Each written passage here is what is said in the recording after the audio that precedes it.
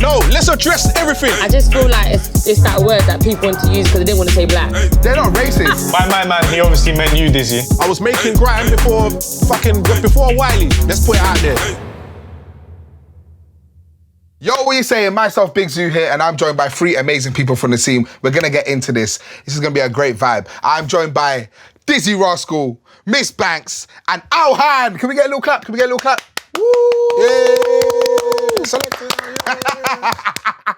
Alright, listen, I wanted to ask you guys, how are you coping with lockdown? We're all creatives in here. Dizzee, you've been getting back into making beats and stuff. Yeah, how's that process been for you, man? It's been good because it's just relearning what I don't know. Like, or realising that, oh shit, I didn't know how to do that before. Being forced to, not having an engineer. Yeah. See, I'm in my little spot at home, no engineer, and having to actually go inside and do a lot of myself. And it's just been fun, like just whether buying a plug-in or buying a bit of equipment or and just having, even if I don't use it, it's just enjoying and then sending it to someone, sending it like having people on my beats. Yeah, you got that PlayStation, you got Music 2000. PlayStation 1. Yeah, just that for fun, just on eBay. Like, even, you know what, when I was little, this is what I learned to loop and make beats on. This, when I was like 8 or 9. It's like, you press it, like loops, kind of. You can't YouTube or see it, but like loops. But it's the first time where you could like switch between rhythms and all that. So this, when I was little, I just bought this off eBay the other day, just as a nostalgia thing. But just to remind me like, oh shit, that's actually how it started, then DJing. Going onto turntables, onto decks, then getting on the mic, jumping on the mic, and then making beats. The making beats came last. So did any of Boy in the Corner come from those kind of programs? Boy in the Corner was like 2002. A lot of those beats were the earliest beat on Boy in the Corner is probably Stop That or I Love You. So that would have made them in around 2002. But I learned to make beats on Music 2000, and then Because it's loop. It's the first Fruity Loops or whatever, innit? It's just a loop system, innit? And you can just add shit, so it's easy. But then I learned to actually proper make beats on Cubase at school.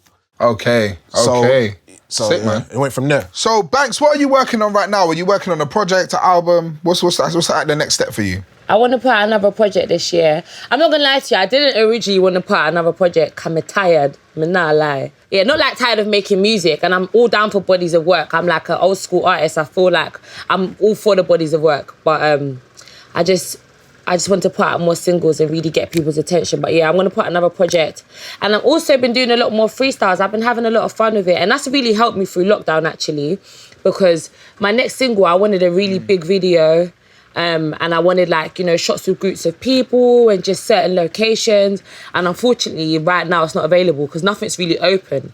So the freestyles are what's really kind of tying me over and just keeping the fans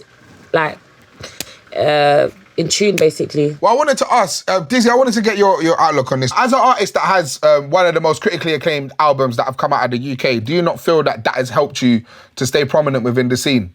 Having a body of work that can stand the test of time. Yeah, that's worked for me, but I like making albums. But I've had massive singles as well. Before I made albums, before I was an accomplished artist, I listened to albums. I listened to Tupac albums, Snoop's albums, Bone Thugs. I listened all the way through.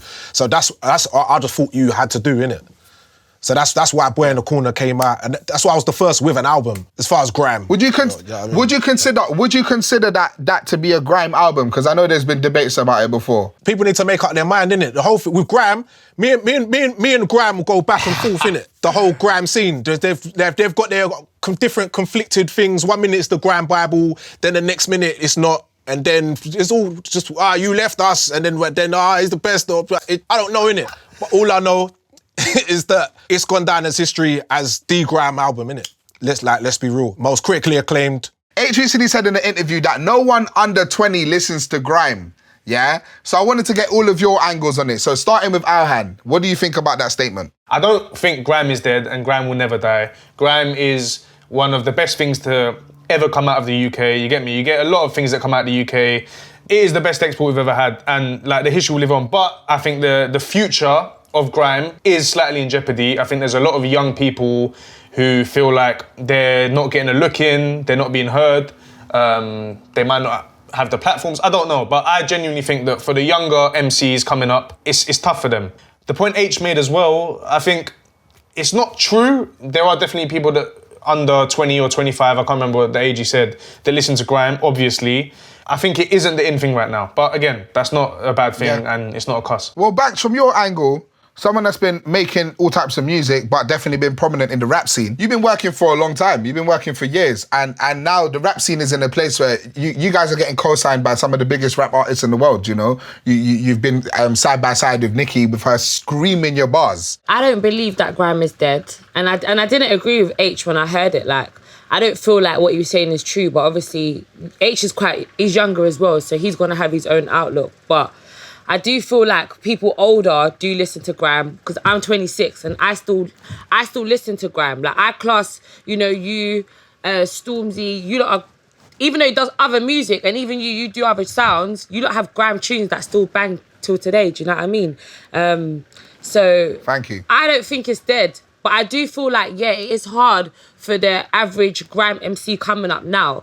It is only a few, so they're going to have to do a lot more to really get people invested. So and even when... Is garage dead then? I would say garage is dead because I don't really hear garage. Well, Tracy did Labrador Grove. Yeah, I was going to say Labrador Grove, exactly. And Tracy I'm very did Labrador ignorant. Grove.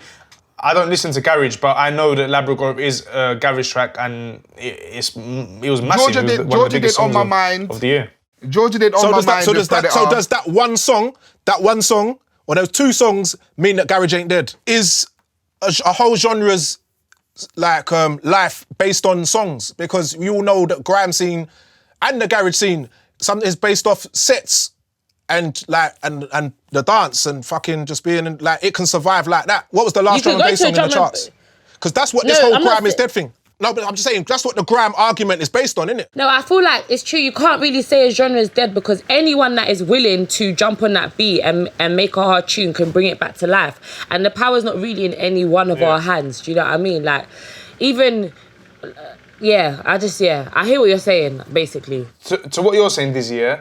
Nowadays, we have, but back when you were coming up compared to now, it is so much easier to blow now.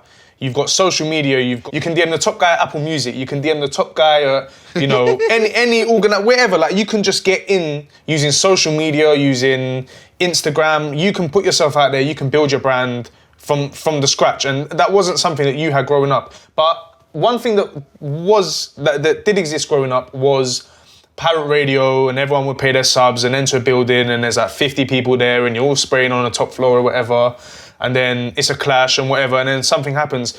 I don't think, and you tell me if I'm wrong, but I don't think there is anything at a grassroots level like that young spitters can go to. There's a couple radio stations here and there, but I don't think it's the same, and I think that is the element of grime that is missing now, and that I think a lot of young people need. You've got even a bigger one.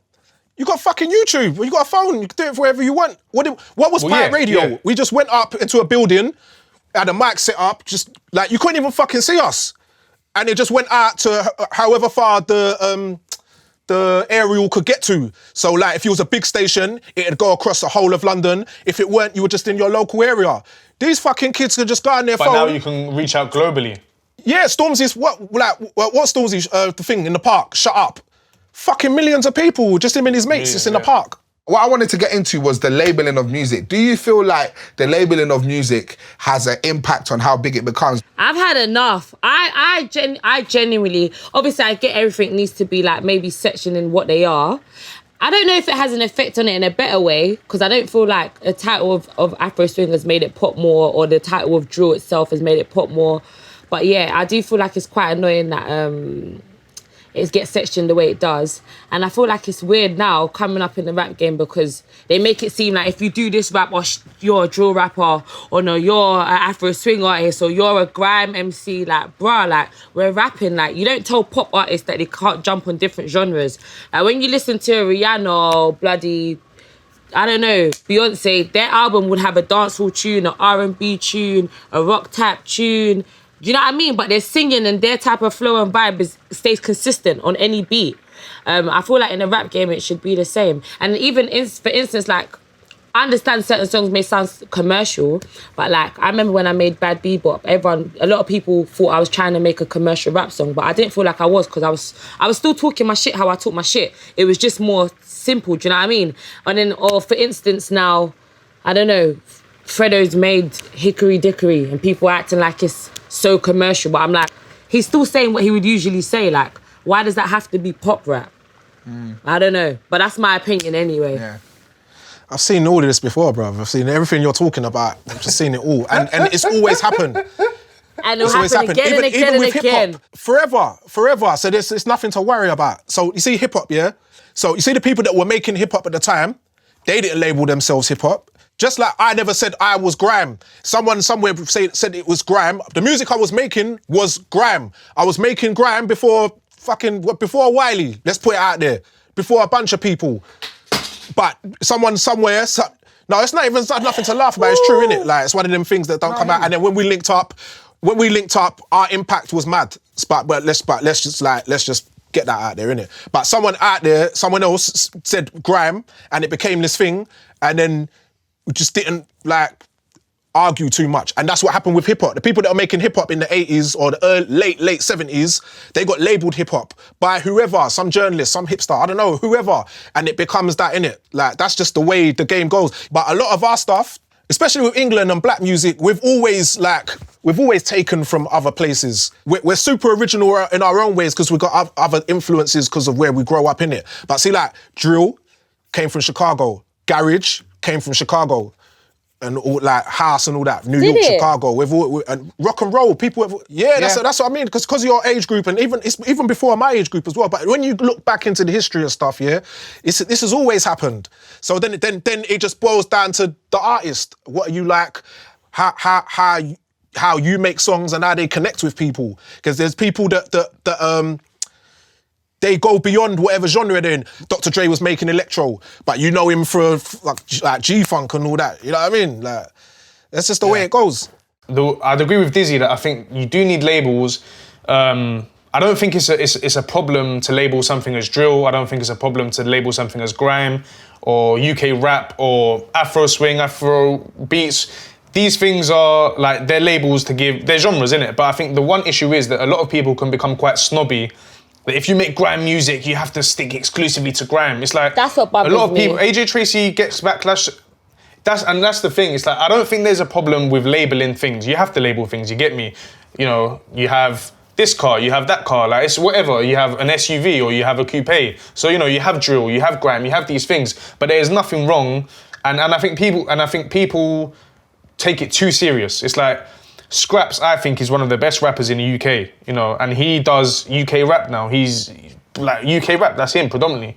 But back in the day, he was grime, he was Scrapstar. You know, who's gonna tell him and say, oh yeah, I don't think you should do rap now, you used to do grime. Or like AJ, for example, AJ came up on grime with you know, the whole MTP movement, but a lot of people would have had a go at him for doing Ladbroke Grove. Or Stormzy, for example, when he done his You don't get to decide your hits.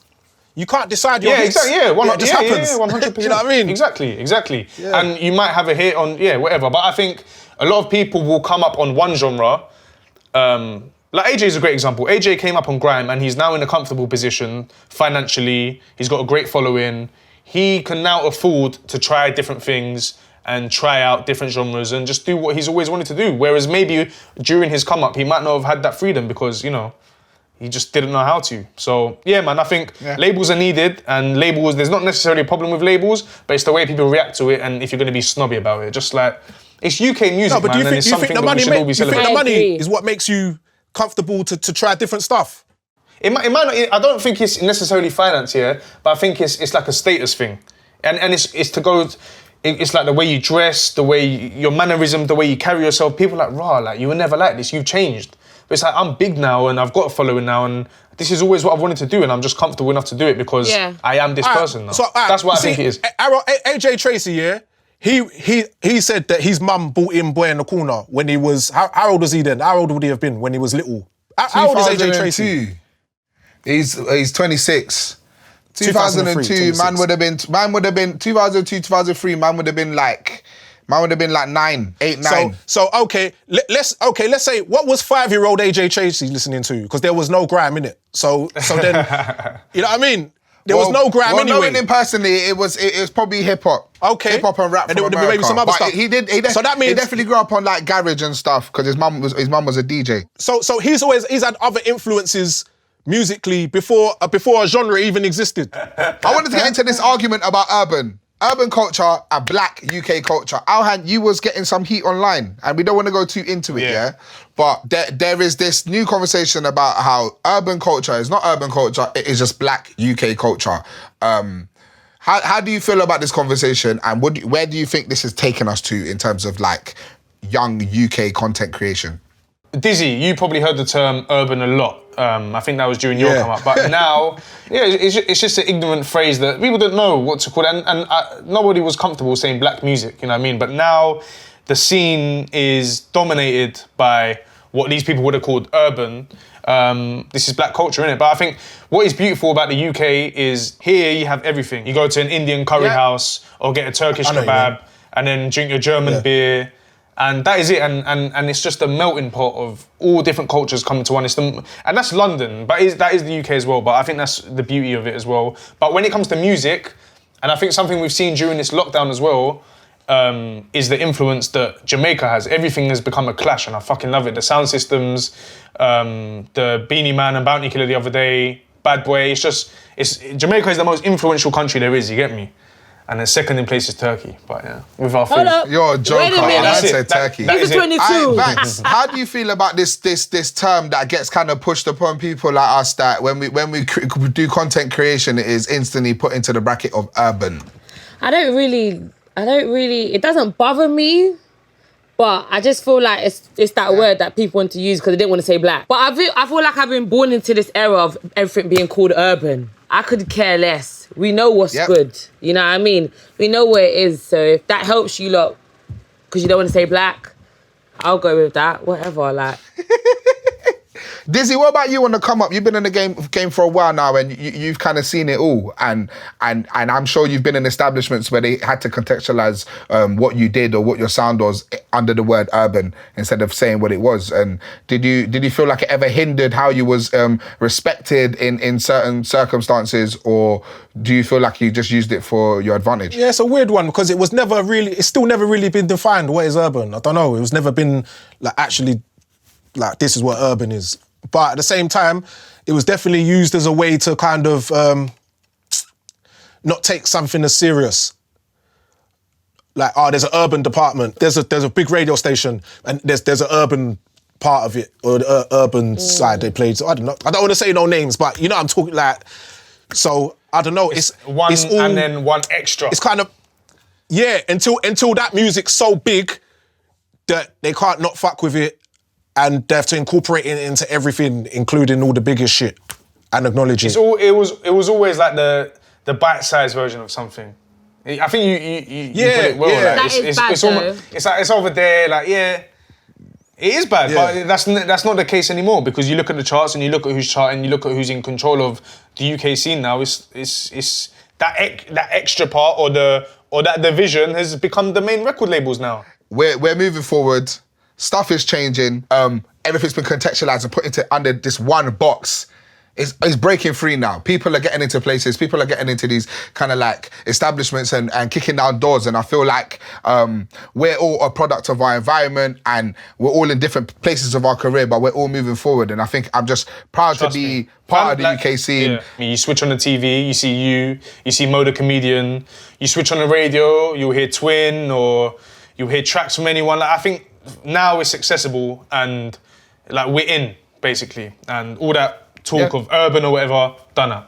You're in a position now, where you've just been given a TV show, and again, it's like coming back to the urban conversation. They probably saw that as a big risk, or that was something new for them. You get me? A lot of grime MCs aren't given. A lot of people from your world, someone that made music for their whole life and are now given a food show or something. That's something that we've never seen before. You get me? So big up you on that. But how do you like walking into the TV channels or the production companies? Do you ever feel like you are part of? It's like you're reliving that urban conversation. It might then obviously won't use that word, but do you think there's elements of that? Not to hot yourself up. I'm sure you want a season 2. No, it's cool. It's blessed. I think with the company that I've been working with. They're not racist, but I feel like we definitely Oh my understand God. that I'm different. I'm different to the people they work with, you know? I'm not the typical old white presenter that they're used to having in their thing. Man's 24, I'm half Sierra Leone and half Lebanese, I'm Muslim, and I say Wagwan Jeez. all the time. Jeez. You know what I'm saying? And I don't say isn't it, I say in it.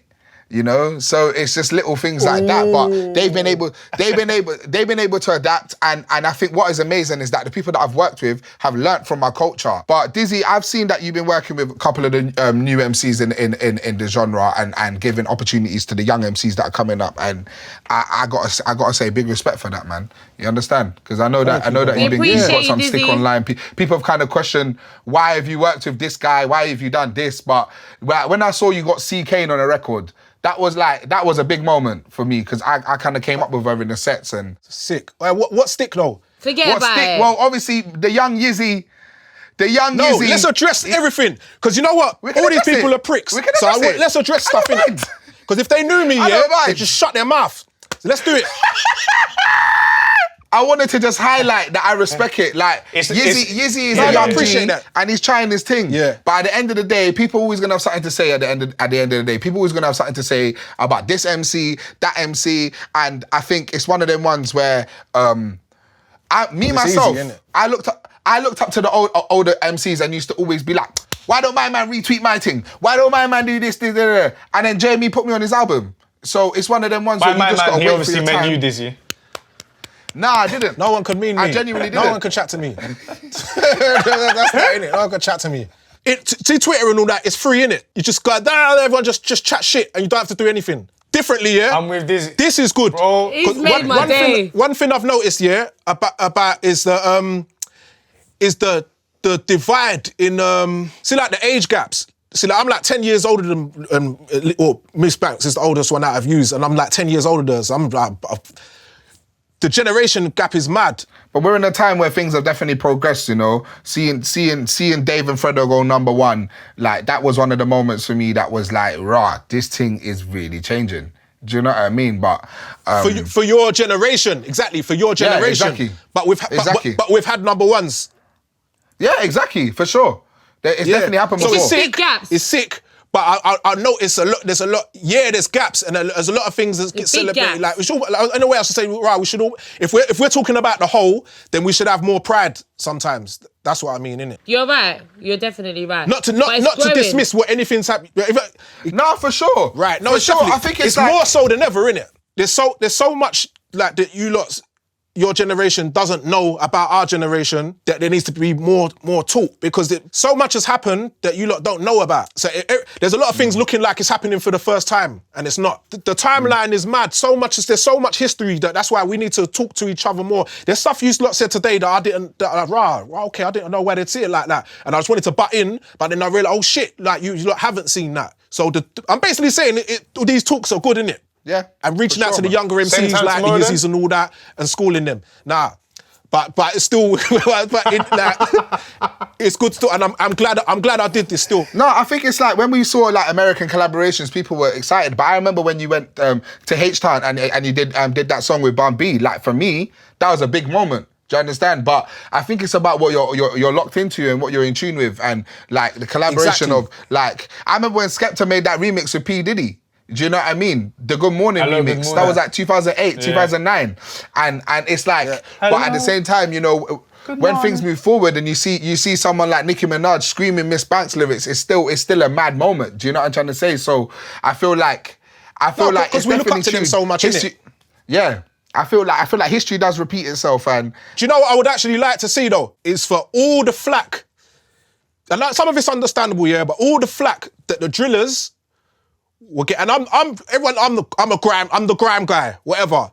But the drillers from here, all the flack that they were getting, they need to get super ratings now from the press and from everyone else for what they've done now in the States without being there. Trust me.